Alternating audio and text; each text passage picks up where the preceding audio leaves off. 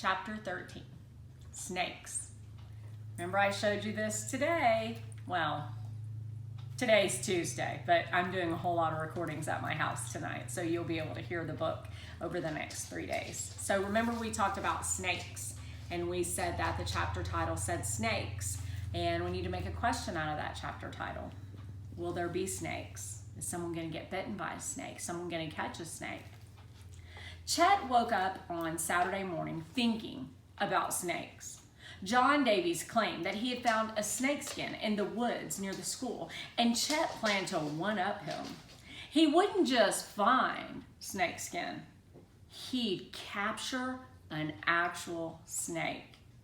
He knew just how he would do it too. He'd find a good long stick, then he'd look for places where snakes hang out, like in the brush or tall grass or something, and he'd poke around until he heard one move.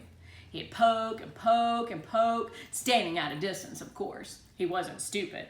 Until the snake raised its head and hissed, or whatever snakes did.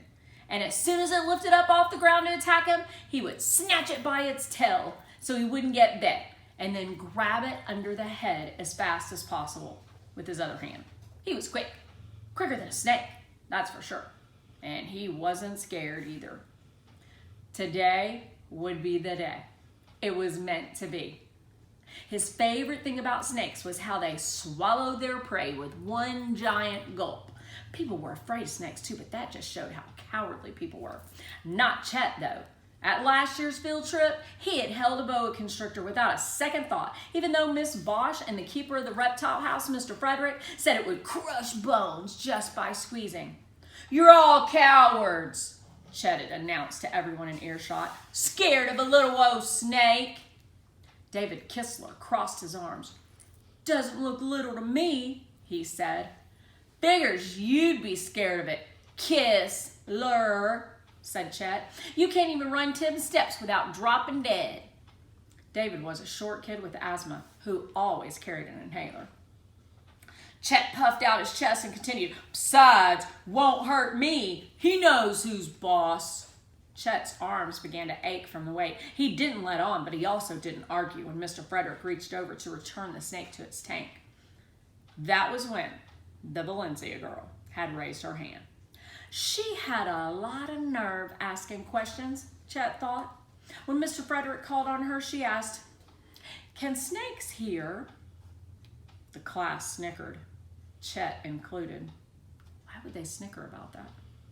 David shot everyone a mean look and said, "Shut up," to no one in particular. Everyone did, even Chet, but only because Mr. Frederick was about to start talking again. A kid the size of a first grader who sucked on an inhaler all the time sure had a lot of nerve shushing people, Chet thought. Mr. Frederick made a seesaw motion with his hand as if to say, "So-so." "Excellent question," said Mr. Frederick. "Snakes don't have ears, but they can hear through vibrations in the skin. The vibrations travel to the inner ear, and that's how the snake hears the sound. It's not the same kinds of sounds that you and I hear, though. Scientists aren't sure what it actually sounds like." Figures she would ask a question about ears when she doesn't have any of that work, Chet thought. Then again, she probably wore those big hearing aids just to get extra attention. She didn't even try to hide them, which only proved his point. Plus, she spent Thursday afternoons in the resource room, which was way easier than regular class. On the other days of the week, the teachers wore microphones that worked with her hearing aids somehow. Talk about special treatment. And the teachers never called on her or asked her to come up to the board to solve problems unless she raised her hand. Meanwhile, they hounded Chet. "Come sit up front. Leave that kid alone. Where's your homework?" This Valencia girl was nothing more than a con artist. Chet watched her as she eyed the boa constrictor. Maybe she used the hearing aids to tune into some other world and she was a witch, or she practiced voodoo at home or something. Maybe she spoke to people and animals with her mind. There was something off about the whole thing.